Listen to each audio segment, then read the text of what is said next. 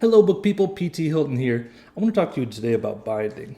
And sorry my hair is a mess, I just got out of the shower, but I was so excited to talk to you about binding that I could not wait another moment. The reason that I wanted to do this video is because when I first started collecting like hardcover comic book collections and graphic novels, I saw a lot of people like asking about different editions. How's the binding? How's the binding? And I was like, that seems like a ridiculous thing to ask. That's a weird thing. Why are people who are into hardcover comic book collections so into asking about the binding?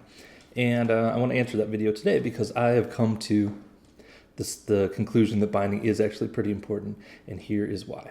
Two types of binding that you'll normally find: glued binding and sewn binding.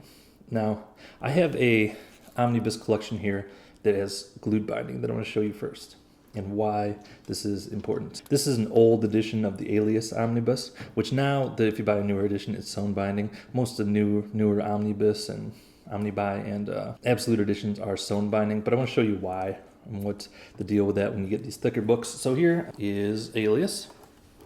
So when I open this, you'll notice the spine here stays perfectly flat on the spine. That's because it's a glued binding. There's a couple reasons this can be a little bit of an issue. For one thing, when you look at the actual gutter here, the space between where the two pages come together, a little bit of the text is down in there. So it comes a little bit hard to read. You're kind of reading it like, what's going on? Trying to see in there, and that can get kind of annoying.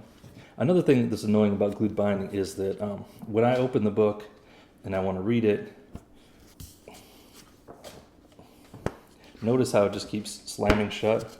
Let's see how long it takes before it stays open. Not yet. You almost have to get to like the halfway point of the book before it stays open. Why does that matter? Well, because when I'm reading the vast majority of the book, really, unless I'm like in the exact middle, I'm having to hold it open like this, which not a huge deal, but when you're reading a big book, that can get kind of annoying. Let's look at some sewn binding. So I have here the Absolute Sandman Volume 1, which is sewn binding, and you'll watch when I open this. I'm gonna move this ribbon out of the way so you can see it maybe a little bit better. Notice with sewn binding that the spine actually bends here. I don't know if you call this the spine. The binding actually bends here. And what's cool about that is that the book lays almost perfectly flat. Like there is almost zero gutter loss in this book.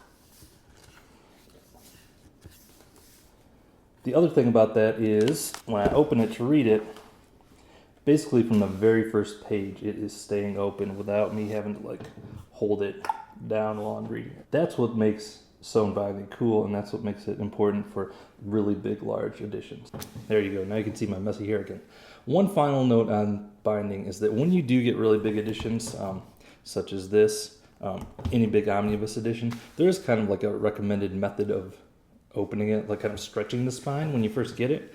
And I know this seems super dorky, it did to me too, but I actually do it on my big editions now. And I'm not going to go through the whole process because there's some really good videos out there. Two of the ones I like, one is from Riley, the Omnibus Collector, who has a great channel all about omnibus comic book collections, big hardcover editions. And then there's another one called Hardcover Reviews. I think that I like his channel a lot as well.